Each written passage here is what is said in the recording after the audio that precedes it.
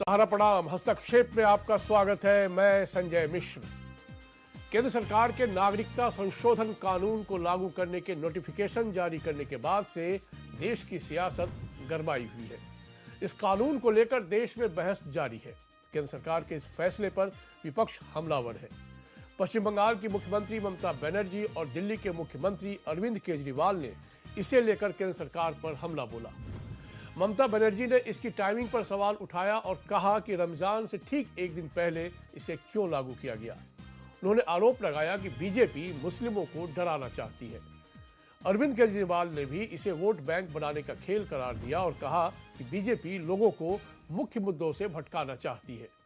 वहीं बीजेपी ने उनके आरोपों को सिरे से नकारा। बीजेपी का कहना है कि सीएए से किसी की नागरिकता नहीं जाएगी। ये नागरिकता देने वाला कानून है, न कि छीनने का। विपक्ष का सबसे बड़ा विरोध ये है कि इसके जरिए मुस्लिम समुदाय को निशाना बनाया गया है। उनका तर्क ये है कि यह संविधान के अनुच्छेद 14 का खुला उल्लंघन है, जो समानता के अधिकार की बात करता है।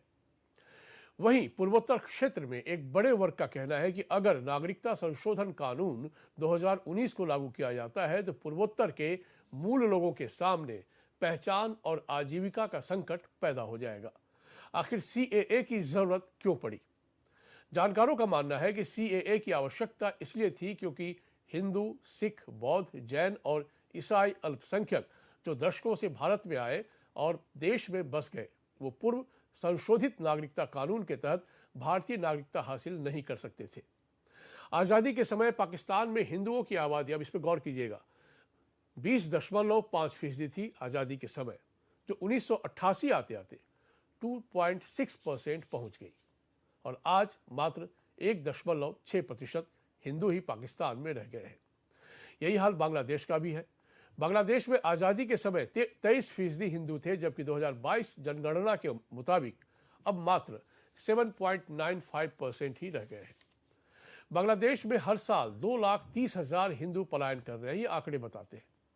धार्मिक उत्पीड़न के कारण 2000 से 2010 के बीच वहां 10 लाख हिंदू गायब हो गए।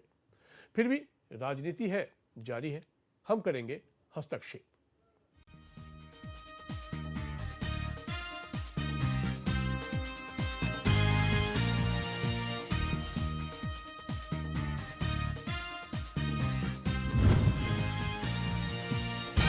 विपक्षी दलों के अपने नजरिए हैं और उनका अपना एक ठोस तर्क भी है, उसे भी नकारा नहीं जा सकता है। पर सरकार का जो तर्क है उससे भी आप किनारे नहीं हो सकते हैं। पर चर्चा शुरू करें उससे पहले देखते हैं ये रिपोर्ट।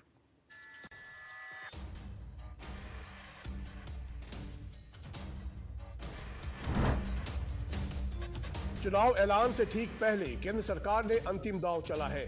2019 में पारित नागरिकता संशोधन एक्ट यानी सीएए को लेकर घमासान मचा हुआ है। कांग्रेस, आम आदमी पार्टी, तृणमूल कांग्रेस समेत तमाम विपक्षी दलों ने सरकार की मंशा पर सवाल उठाए हैं। ममता बनर्जी ने साफ कह दिया है कि अगर देश में सीएए लागू होगा तो इसका विरोध वो करेंगी। वहीं अरविंद केजरीवाल ने देश के लिए खतरनाक बताते हुए इसे बेरोजगारी से जोड़ दिया है। बीजेपी का इलेक्शन पब्लिसिटी है, नथिंग इज देयर। तो 20 साल में एक कानून पास हुआ था, उसका बाद 4 साल बीत गया, लेकिन अभी चुनाव जब आते हैं एक कुछ गाप गप पकड़ते हैं, ये भी एक गाप गप है, लेकिन असली पौधा किसी को नहीं मिला। बांग्लादेश, पाकिस्तान और अफगानिस्तान, इन 3 देशों के अल्पसंख्यक जो हैं वो अगर भारत की नागरिकता लेना चाहें तो उन्हें भारत की नागरिकता दे दी जाएगी।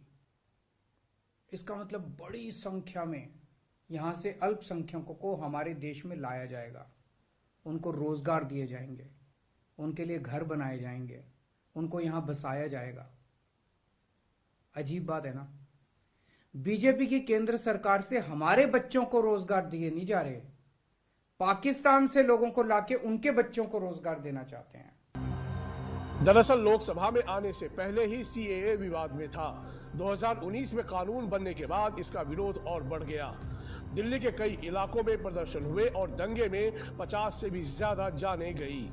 सीएए और एनआरसी ये 2 ऐसे कानून हैं जो पश्चिम बंगाल और उत्तर पूर्व के लिए संवेदनशील मसला है।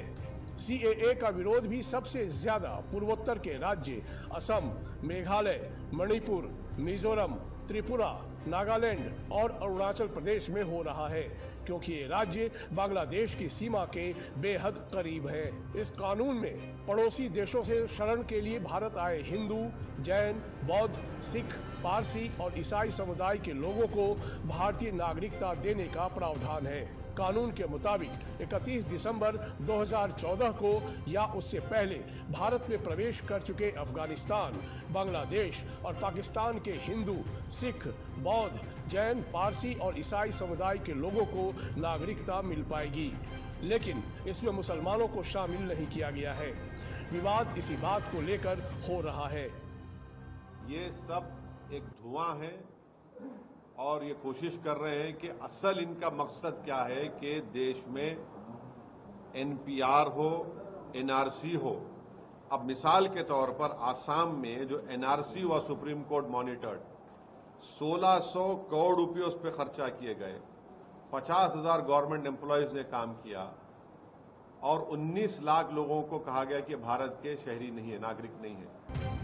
जबकि सरकार का कहना है कि ये कानून नागरिकता देने का है, किसी की नागरिकता छीनने का नहीं। इसके पीछे ये भी तर्क दिया जा रहा है कि सीएए में जिन 3 देशों को शामिल किया गया है वो मुस्लिम बहुल है और आमतौर पर यह माना जाता है कि किसी भी देश में रह रहे अल्पसंख्यक ही प्रताड़ना के शिकार होते हैं। इसी वजह से गैर मुस्लिम लोगों को इसमें शामिल किया गया है। न किसी की नौकरी ली जाएगी, न किसी की नागरिकता ली जाएगी। ये बात हम बहुत स्पष्ट रूप से कहना चाहते हैं। लेकिन केजरीवाल जी, वोट बैंक की प्रत्याशा में आप कहां तक जाएंगे? ये कौन लोग हैं जो रोहिंग्या के पक्ष में खड़े होते हैं? कल मैंने ममता जी का वक्तव्य देखा, उनकी राजनीतिक जमीन खिसक रही है बंगाल में, तो वो चिल्ला रही हैं। लेकिन क्या बात इतनी भर है? मुसलमानों में डर की वजह आखिर क्या है? मुसलमान समुदाय में एक डर है कि इस कानून को लागू करने के बाद राष्ट्रीय जनसंख्या रजिस्टर यानी एनपीए लाया जाएगा, जिससे उनकी नागरिकता को खतरा पैदा होगा, जबकि सरकार इस बात से इनकार कर रही है। सहारा समय के लिए ब्यूरो रिपोर्ट। 2-3 तरह के आरोप जो विपक्ष लगा रहा है कि भाई ठीक रमजान से पहले आपने क्यों इसको लागू किया। दूसरा कि आखिर ऐसा फैसला लिया क्यों गया। ये उनको डर है कि मुसलमान जो यहाँ पर है अपने देश में, उनको आने वाले समय में खतरा है, जबकि ऐसी कोई बात नहीं है। फिर भी हम समझने की कोशिश करते हैं। इस वक्त कई खास राजनीतिक मेहमान हमसे जुड़ गए, परिचय करा दें। पहले डॉक्टर तौसीफ, आप कांग्रेस के प्रवक्ता हैं, आपका बहुत स्वागत है, आप रांची से हैं। दानिश कुरैशी, आप AIMIM के प्रवक्ता हैं, आपका बहुत स्वागत है। शुभ मल्होत्रा, आप आम आदमी पार्टी के प्रवक्ता हैं, आपका बहुत स्वागत है। डॉक्टर जीनत अंसारी, आप मुस्लिम स्कॉलर हैं, आपका बहुत स्वागत है। डॉक्टर तौसीफ, हालांकि कांग्रेस इस पक्ष में तो पहले रही है, क्या अब कोई रिजर्वेशन है?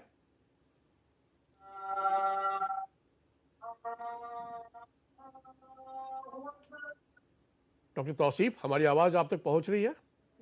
इन्होंने लेकर के आए इस चीज। हाँ, आवाज तो आ रही है। हाँ, प्लीज बोलिए। केंद्र सरकार की जो मंशा है वो मंशा साफ, उनकी मंशा साफ है और ऐसे वक्त में वो लेकर के इन चीज़ों को आए जिसकी ज़रूरत नहीं थी। ये तो सवालिया निशान है ना। देश की आम आवाम ये तो पूछेगी उनसे कि आखिर जो आपने 2014 के बाद जो इतने सारे वादे किए थे देश की जनता से, देश की आवाम से, देश के नौजवान से, तो उन वादों का पूरा इन्होंने किया या नहीं किया, ये चीज़ है। ज़रूरत इस चीज़ की थी। अच्छा ये होता कि अगर जो इन्होंने वादे किए थे, वादे तो इतने हैं जब मैं जुड़ाना शुरू कर दूं तो शायद वो कम पड़ेंगे, लेकिन फिर भी कुछ वादे इनके याद तो दिलाना ही पड़ेगा, दोहराना ही होगा कि जो वादे इन्होंने किए थे उस वादे को पूरा कर देते तो देश की जनता खुश होती। इसकी कोई ज़रूरत नहीं थी कि ये जिस तरह से अभी अनन फनन में लेकर के आए हैं, तो ये कहीं ना कहीं राजनीतिक स्टंट है, ये चुनावी स्टंट है। ये आने वाले लोकसभा चुनाव को देख करके ये सब किया गया है। विकास के लिए आप आए थे, विकास करते, सभी का विकास करते, अच्छा लगता, सब खुश होते, लोग आपका अप्रिशिएट भी करते हैं, लेकिन एक लफ्ज भी कहीं पे एप्रिशिएशन के लायक नहीं ये लोग हैं कि इनका अप्रिशिएट किया जाए। तो अच्छा ये होता कि जो इन्होंने वादा किया था कि 2 करोड़ रोजगार देंगे, जरा ये सीएए भारतीय पर जनता आपको पार्टी की आपत्ति अगर नहीं है पहले आपकी पार्टी को ना? पहला सवाल तो ये था। से पूछता नहीं, आपत्ति ये है, जी, हाँ। आपत्ति ये है कि ये वक्त बिल्कुल ही टाइमिंग को गलत- लेकर आपको आपत्ति, आप ये इसकी कहना चाह रहे हैं? जरूरत क्या थी? नहीं, इसकी ठीक है। जरूरत क्या है? सर देखिए, इसकी कोई जरूरत नहीं। डॉक्टर तौसीफ, ये तो आप नहीं, बेहतर ये जानते हैं कि लोकसभा 2019 चुनाव में ही ये जो दोनों चुनाव- सदन से चुनावी पारित हो मोड गया में था। देश चला गया है। नहीं, मेरा सवाल सुन लीजिए डॉक्टर तौसीफ, ये तो आप बेहतर जानते हैं, मुख्य विपक्षी दल है आप। 2019 में लोकसभा और राज्यसभा दोनों से पारित हो गया था, ठीक है। आपका ये टाइमिंग को लेकर हो सकता है एक तर्क हो, और अब आप कह रहे हैं कि इसकी जरूरत क्या थी। जी, आपको स्मरण दिला दूं कि आपके पूर्व प्रधानमंत्री, जो प्रथम प्रधानमंत्री थे हमारे, पंडित जवाहरलाल नेहरू और तमाम सरदार पटेल वगैरह सब इस पक्ष में थे। तब और अब में इतना फर्क क्यों हो रहा है? नहीं, देखिए जी, नहीं, फर्क ये है कि भाई ऐसा है कि जिस चीज के लिए आपको देश की जनता ने बैठाया, जिस चीज के लिए आप बैठे हुए हैं उसको तो कुछ कर नहीं रहे हैं। बेवजह ऐसी उस चीजों पर को आप आप घेरिए, लेकर के ठीक आ है। रहे हैं जिसकी कोई जरूरत नहीं नहीं है, ठीक है, मैं जिसकी ये कोई कह रहा जरूरत हूँ कि नहीं है। ये आप बाद में आप कर सकते थे, ये बाद में भी अगर जब भी आप- करते तो आप कहते कि शायद इसकी जरूरत नहीं है, आप जिस चीज के लिए आए वो करिए। ये काम भी तो सरकार का ही था ना। नहीं, टाइमिंग तो बिल्कुल गलत है, बिल्कुल टाइमिंग तो बिल्कुल गलत है। ये कहीं ना कहीं चुनाव को देखते हुए इन सब सारी चीजों को किया गया है।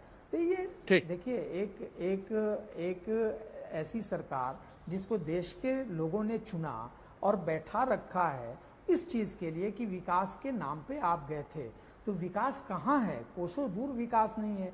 आपने कहा था स्मार्ट सिटी बनाएंगे। आप रिपीट कर रहे हैं, मैं स्मार्ट समझ गया सिटी आपकी बात के बारे में। अगर मैं आपकी बीजेपी बात के समझ लोग- गया कि आपको जो करना था वो आपने नहीं किया, और आप वो कर रहे हैं जो आपको नहीं करना चाहिए था। आप यही कहना चाह रहे हैं ना? ठीक, मैं आपका फिर रुक करूंगा।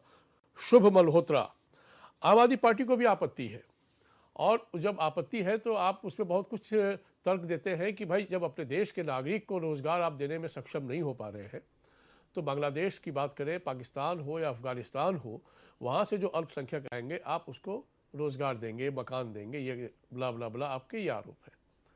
तो फिर सवाल ये है कि नागरिकता देने की बात अभी हो रही है, रोजगार, जो नागरिकता मिलने के बाद रोजगार की गारंटी तो नहीं होती है ना? देने का साफ साफ मतलब होता है कि आप बाहर से ला करके, जो पाकिस्तान, बांग्लादेश और अफगानिस्तान है, वहां से ला करके लोगों को यहाँ पर बसाना चाहते हैं। अब बसावट होने के 3 मतलब होते हैं। एक तो कि सबसे पहले उनको खान पान मिले, दूसरा कि उनको रोजगार मिले, और तीसरा कि रहने की जगह मिले। अब खान पान, जो रोटी है, उसकी तो भारत में आज देश में ये हालत है। यूनाइटेड नेशंस की रिपोर्ट है कि 74% जो लोग हैं भारतवर्ष के, उनको पूरा पोषण नहीं मिल पा रहा है। तो इस मामले में आप सोचिए कि हम इथियोपिया और नेपाल जैसे देशों से भी पीछे। 74% मतलब लगभग 100 करोड़ की जनता हमारी देश में पूरा पोषण नहीं ले पा रही है, और लोगों को बाहर ला करके मुझे नहीं समझ में आता है कि मोदी जी और भाजपा क्या अचीव करना चाहती है। तो भारतवासियों का हक मारेंगे या नहीं मारेंगे? चलिए, ये हो गई पोषण की बात, खान पान की बात।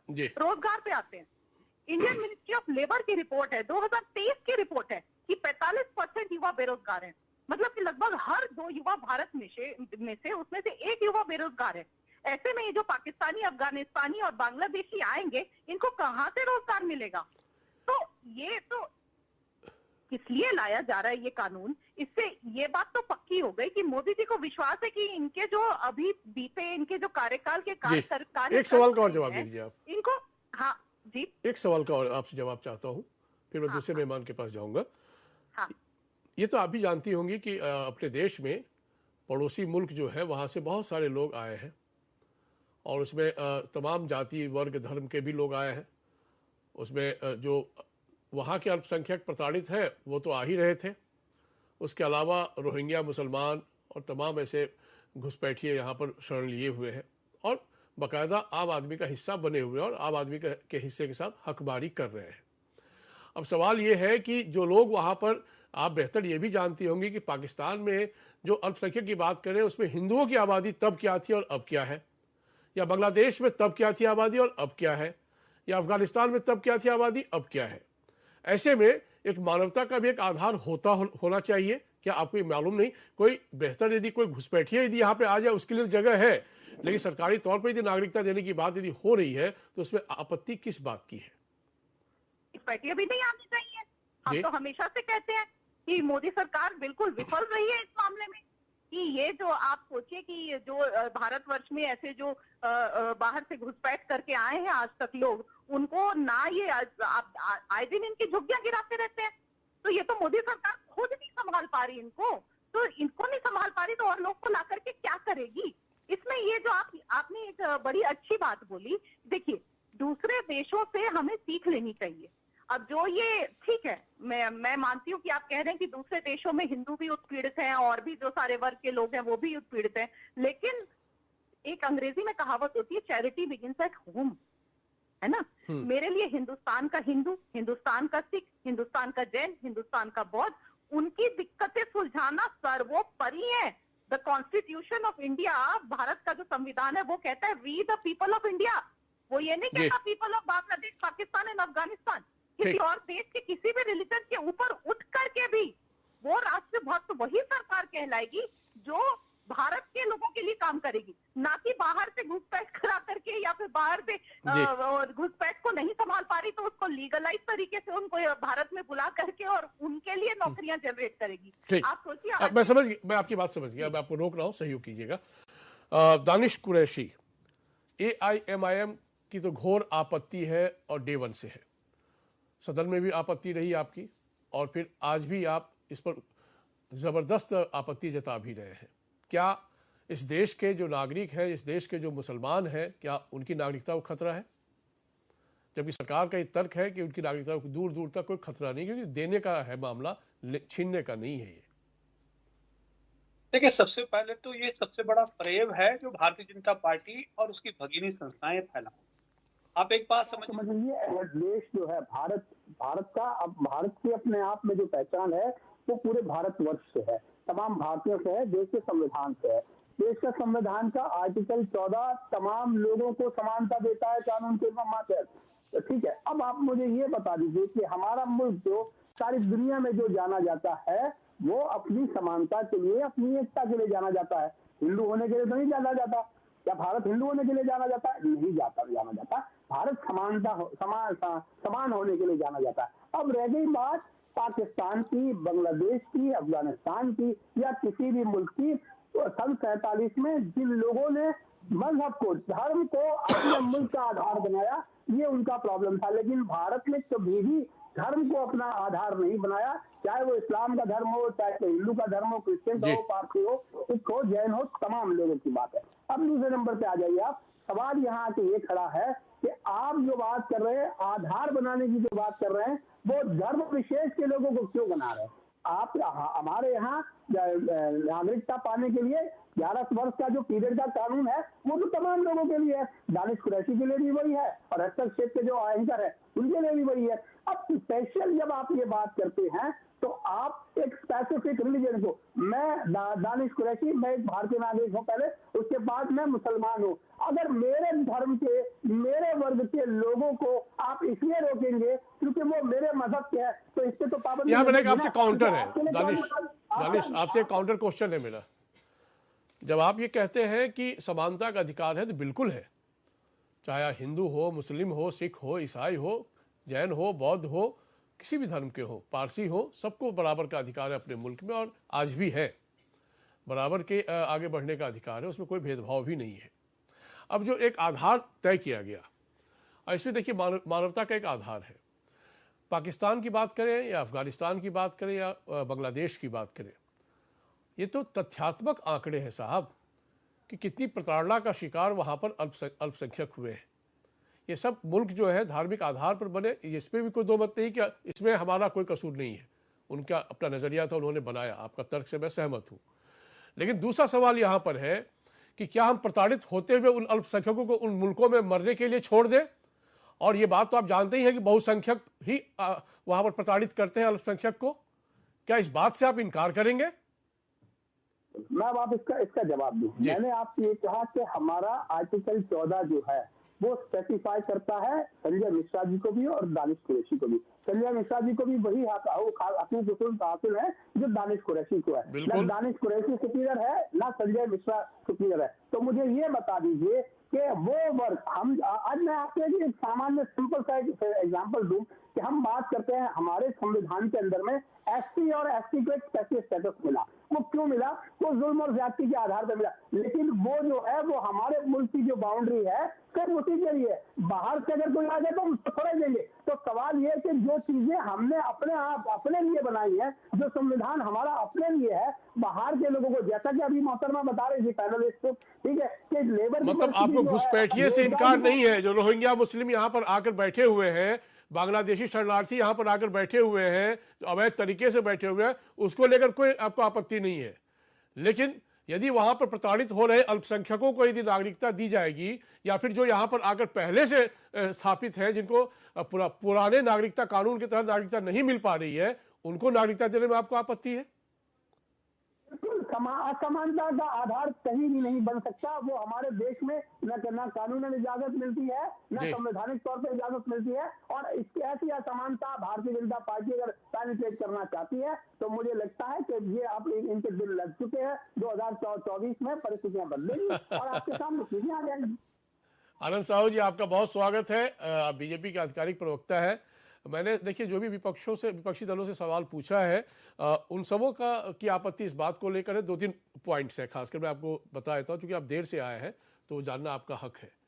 एक तो टाइमिंग को लेकर है, दूसरा जो अपने देश में जो पहले से ही एक 40-45% युवा बेरोजगार पड़े हुए हैं, जिनको रोजगार नहीं मिल पा रहा है, और उनको ये है कि आप बाहर से जो लोग नागरिकता देंगे तो उनको भी आप आने वाले समय में रोजगार का मौका देंगे। ये बात तो सही है, जब नागरिक हो जाएंगे तो उनको भी हक है आगे बढ़ने का। तो जब ये नहीं कर पा रहे हैं तो आप वो कैसे करेंगे? और दूसरा कि आपको इसका करने की आवश्यकता थी ही नहीं। क्या कहना है आपका? देखिए, सबसे पहले तो आदरणीय प्रधानमंत्री नरेंद्र मोदी जी का और आदरणीय गृह मंत्री जी का, पूरी मोदी सरकार, बीजेपी सरकार का जितना भी इस एक्ट को लाने के लिए प्रशंसा की जाए वह कम होगी। क्योंकि आप देखिए, बांग्लादेश, पाकिस्तान, अफगानिस्तान में माइनॉरिटीज़ की जो दुर्दशा हुई है विगत 40-50 वर्षों में, इन लोगों के साथ जो जघन्य घटनाएं हुई है, और ये सारे लोग विश्व के कौन से देश में जाएं? जो सबसे निकट के राष्ट्र है वो भारत है। अगर यहाँ भी अगर संरक्षण नहीं मिलेगा, यहाँ भी उनको कोई अगर स्नेह और उनको सिटीजनशिप नहीं दी जाएगी तो वो लोग कहाँ जाएंगे? आप देखिए, चाहे यूरोप को चाहे अमेरिका को, जब उनके आसपास के कंट्री में कोई दिक्कत होती है तो सबसे ज़्यादा अगर संरक्षण देने का काम किया है तो उन राष्ट्रों ने किया है, चाहे अमेरिका हो, चाहे यूरोप हो, चाहे और कई देश हो। तो उसी प्रकार भारत की जिम्मेदारी है। और साथ में जिस प्रकार से हमारे देश के अंदर जो नाजायज तरीके से लोग घुस के आए हैं उसका भी सत्यापन करने की आवश्यकता है। भारत में देखिए, भारत का विभाजन जिस प्रकार से हुई थी, और उसके बाद भारत के हमारे जो हिंदू लोग दूसरे देशों में थे और माइनॉरिटीज जो थे, चाहे वो सिख हो, ईसाई हो, बुद्धिस्ट हो, चाहे और कोई और पारसी हो, उन लोगों के साथ जिस प्रकार की अन्याय हुई, उनको किसी भी तरह से कोई प्रकार का सुविधा नहीं मिल रहा है। और पहली बार प्रधानमंत्री नरेंद्र मोदी जी ने इस बात को पूरे विश्व में रखा कि देखिए, मानव अधिकार का अगर उल्लंघन कहीं हो रहा है तो पाकिस्तान में हो रहा है, बांग्लादेश में हो रहा है, अफगानिस्तान में हो रहा है माइनॉरिटीज के साथ। और ये केवल ये हम नहीं कह रहे हैं, उनके देश के भी बहुत सारे लीडरान और बहुत सारे सर, ये तो एक पक्ष है। एक काउंटर क्वेश्चन है आपसे सर। आनंद जी, एक काउंटर क्वेश्चन है आपसे, और काउंटर क्वेश्चन ये है कि 2019 में ये पारित हुआ था, ये तो आप बेहतर जानते हैं सर। आज 2024 में 2-4-5 दिन में नोटिफिकेशन आने वाला है, आचार संहिता लागू होने वाली है, चुनाव के मुहाने पर देश खड़ा है। विपक्ष का यह आरोप है कि आप एन चुनाव के मौके पर और ठीक रमजान से एक दिन पहले आपने इसको लागू करने का फैसला किया। इसका मतलब है कि आप ध्रुवीकरण कराने के मूड में हैं, ये विपक्ष कह रहा है।